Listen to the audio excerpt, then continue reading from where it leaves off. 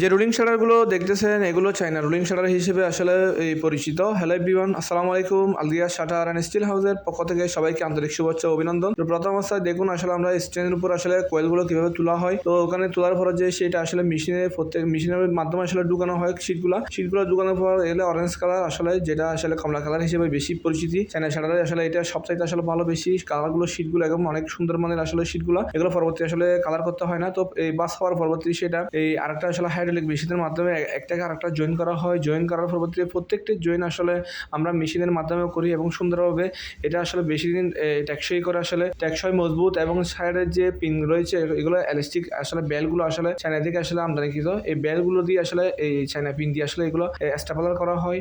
এগুলো আসলে কোনো ধরনের সাউন্ডই হয় না, যেগুলো সাউন্ড না হওয়ার জন্য আসলে এগুলো ব্যবহার করা। উন্নত মানের সব জিনিসপত্র আসলে এখানে ব্যবহার করে থাকি। এবং এই রুলিং শাটারগুলো কাজ করার পর দেখুন আমরা আসলে এগুলো যারা বিদেশে আসলে অনেকে আসলে ছিলেন তারা আসলে এই শাটারগুলো আসলে বিদেশে ব্যবহার করে বেশি।